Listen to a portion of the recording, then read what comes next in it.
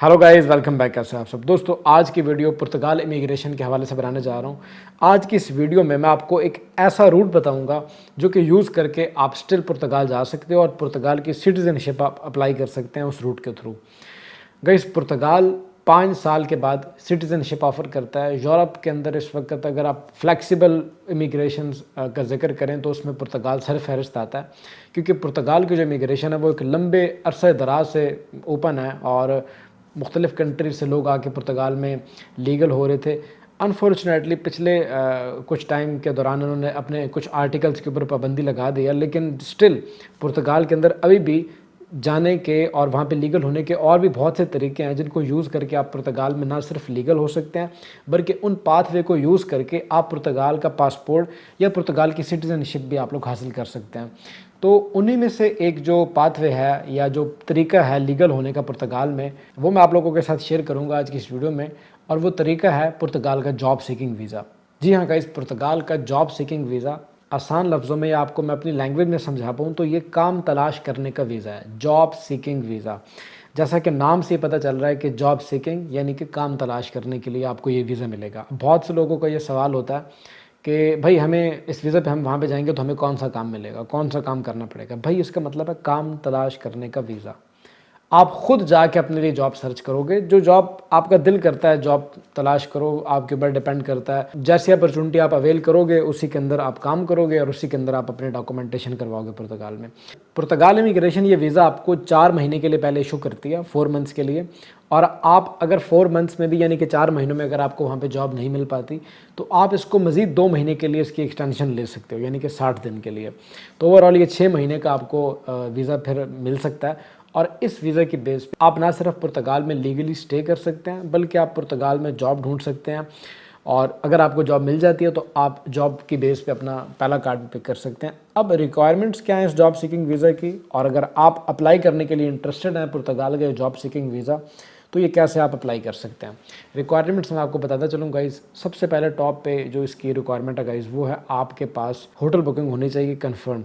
आपके पास एक hotel booking होनी चाहिए। सेकंड नंबर पर आपके पास रिटर्न फ़्लाइट टिकट होना चाहिए जो कि आप 3 से 4 महीने की ड्यूरेशन के दौरान आप करवा सकते हैं कि आप जब जा रहे हैं उसके 4 महीने के बाद आप वापस आने की भी अपनी रिटर्न टिकट आपने बुक करवानी होती है।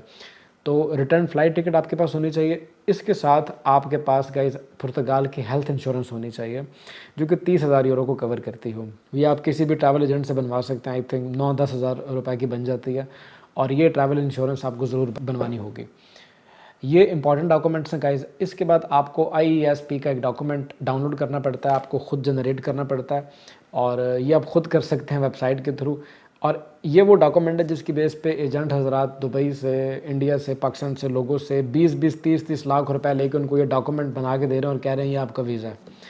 और ये डॉक्यूमेंट आप कैसे बना सकते हैं इसके लिए आप ऊपर आई के आइकन पे क्लिक करके मेरी वीडियो देख सकते हैं। वीडियो देख के आपको पता चल जाएगा कि किस तरीके से आप ये डॉक्यूमेंट आपने जनरेट करना है, ठीक है।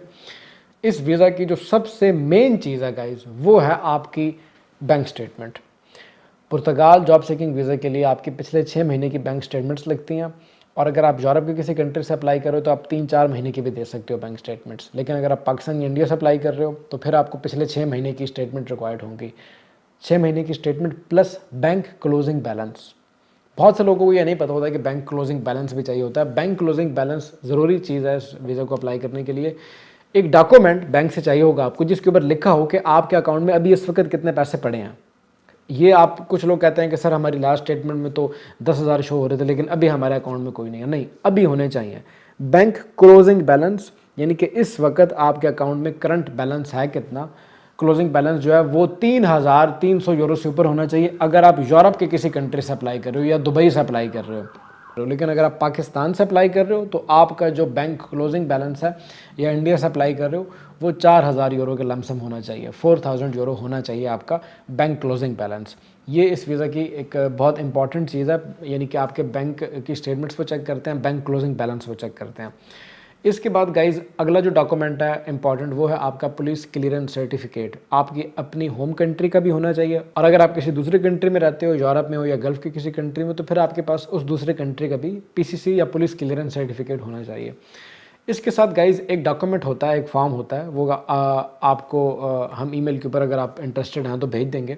वो फॉर्म आपको फिल करके और साइन करके पुर्तगीज़ एम्बेसी को सबमिट करना होता है अपनी इस वीज़ा फ़ाइल के साथ। इस फॉर्म की ज़रूरत इसलिए होती है या ये इसलिए रिक्वायरमेंट है इसकी, क्योंकि ये ऐसा फॉर्म है, ये अगर आप फिल करके पुर्तगीज़ एम्बेसी को दे देंगे तो इसके बिहाफ पे वो आपकी कंट्री से या जिस कंट्री का आपने उनको पीसीसी दिया है उस कंट्री से वो आपकी चेकिंग करवा सकते हैं कि आपके ऊपर कोई ऐसा क्रिमिनल रिकॉर्ड तो नहीं है आपका, और कोई ऐसी वैसी चीज़ तो आपने नहीं कर रखी ऑलरेडी अपने कंट्री में या किसी थर्ड कंट्री में। तो यानी कि ये एक अथॉराइजेशन पेपर होता है जो कि आप पुर्तगीज़ इमिग्रेशन को देते हो कि वो आप उनको अथॉरिटी दे रहे हो कि वो आपकी चेकिंग कर सकते हैं और आप इस चीज़ के लिए उनको अलाउ कर रहे हो। तो ये फॉर्म आपको अगर आप ईमेल पे हमें कांटेक्ट करेंगे या कमेंट सेक्शन में भी मांग लेंगे तो हम आपको सेंड कर देंगे। इसके साथ गाइज़ आपका पासपोर्ट चाहिए, एक पासपोर्ट साइज़ फ़ोटो चाहिए वाइट बैकग्राउंड में, और इसके साथ गाइज़ आपका आईडी चाहिए। अगर आप अपने कंट्री से बिलोंग करते हो और अपनी कंट्री से अप्लाई करो तो आपका नेशनल आईडी, और अगर आप किसी दूसरी कंट्री में मौजूद हो तो फिर उस कंट्री का रेजिडेंस कार्ड या आईडी या कोई भी रेजिडेंस परमिट आपके पास है तो वो आपके पास होना चाहिए, और वो कम से कम 8 से 9 महीने तक वैलिड होना चाहिए। तो आपका जो रेजिडेंस परमिट है जिस कंट्री से आपने अप्लाई किया था वीज़ा, तो उस कंट्री का जो कार्ड है आपके पास वो 7-8 महीने तक वैलिड हो, ताकि अगर आपको जॉब नहीं भी मिलती तो आप वापस उस कंट्री आ सको। यानी ये गल्फ़ कंट्री, गल्फ़ की किसी कंट्री में या यूरोप के किसी कंट्री में आप रहते हो और आपको पुर्तगाल जाने के बाद 6 महीने में जॉब नहीं भी मिलती तो आपके कार्ड के ऊपर इतनी वैलिडिटी हो के आप वापस उस कंट्री में ट्रैवल करके आ सकें। ये इसलिए रिक्वायरमेंट रखी गई है। इसके साथ गाइज़ आपको बताता चलूँ कि पुर्तगाल के जॉब सीकिंग वीज़ा के लिए जो इमिग्रेशन का टाइम है वो तकरीबन 3 से 4 महीने का प्रोसेस होता है। लेकिन सम टाइम जवाब जल्दी भी आ जाता है। अगर आप गल्फ़ के किसी कंट्री से अप्लाई करते हो या यूरोप के किसी कंट्री से तो ये जवाब जल्दी आने के भी चांसेस होते हैं, महीने डेढ़ में भी जवाब आ जाते हैं लोगों को। और जब आपको ये वीज़ा रिसीव हो जाता है आपका, तो ये वीज़ा लेके आपने पुर्तगाल ट्रैवल करना है। वहाँ जाने के बाद आपने अपने जो नॉर्मली डॉक्यूमेंट्स हैं, अपना हेल्थ नंबर यानी कि निस नंबर, निफ नंबर, जुनता, और एक आपने जॉब कॉन्ट्रैक्ट मैनेज करना होगा। और अगर आपको जॉब कॉन्ट्रैक्ट मिल जाता है तो फिर उस जॉब कॉन्ट्रैक्ट के बिहाफ पे और बाकी के जो डॉक्यूमेंट्स आपने बनवा रखे होंगे वो तमाम डॉक्यूमेंट लेके आप आईमा में बायोमेट्रिक के लिए अप्लाई करोगे और आप अपने पहले कार्ड के लिए रिक्वेस्ट डाल दोगे आईमा के अंदर। इस तरीके से आप पुर्तगाल में लीगल हो जाओगे। पहला कार्ड जो आपको मिलेगा पुर्तगाल में वो 2 साल का होगा, और उसके बाद आप आगे अपनी जो लाइफ है वो कंटिन्यू रख सकते हैं पुर्तगाल के अंदर, और ये आपको पाथवे मिलेगा पुर्तगाल की सिटीज़नशिप तक, पुर्तगाल के पासपोर्ट तक लेके जाएगा आपको।